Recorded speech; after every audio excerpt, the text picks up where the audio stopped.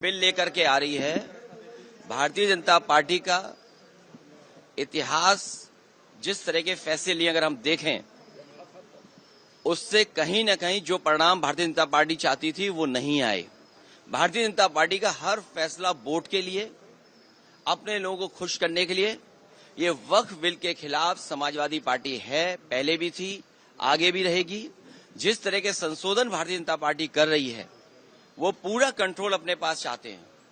जो administrative power है वो पूरा का पूरा अपने पास रखना चाहते हैं। इस देश ने वो समय भी देखा है कि जिस समय एडमिनिस्ट्रेटिव गलत फैसले की वजह से भारत की जो संस्कृति रही, भाईचारा रहा, उसके खिलाफ खाई पैदा की है।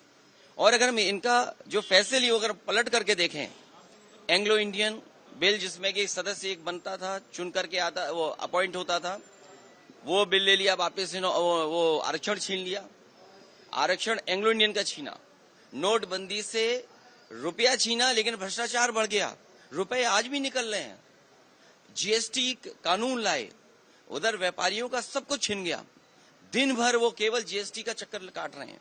तो जीएसटी हो, नोटबंदी हो या अन्य फैसले हों, ये छीनने का काम करते हैं, लोगों का कुछ न कुछ छीनने का काम करते हैं। वक्फ के माध्यम से ये कहीं न कहीं संदेश ये देना चाहते हैं कि अपना वोट बैंक ठीक कर लें, क्योंकि नौकरी दी नहीं, रोजगार दिया नहीं, किसान की आय दोगुनी हुई नहीं, तो इनका वोटर भी इनसे नाराज है। देखिए, जिस वोटर को ये तुष्टीकरण कहते थे, हम लोग तुष्टीकरण कर रहे हैं, क्या ये तुष्टीकरण नहीं दे रहे हैं? कर रहे हैं, किट बांट करके। अभी ईद पर जो किट दी है, क्या ये तुष्टीकरण में नहीं आएगा? क्योंकि इनको पता है इनका वोट खिसक गया है।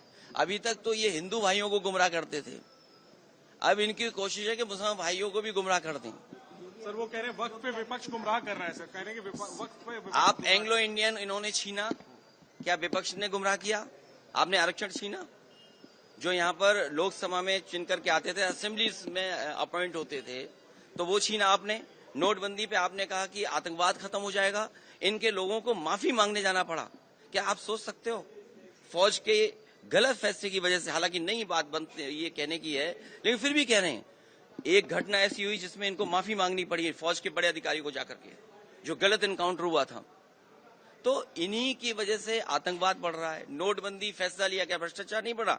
एक व्यापारी उत्तर प्रदेश में, जिसके इत्र व्यापारी था, कारोबारी, 250 करोड़ रुपए निकला था नोटबंदी के बाद, और ये कहा गया समाजवादी पार्टी का है।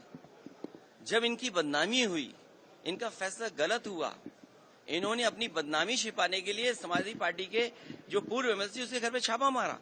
तो जीएसटी सरलीकरण कह रहे थे, इसी लोकसभा में आजादी की तरह जश्न मना था जीएसटी का।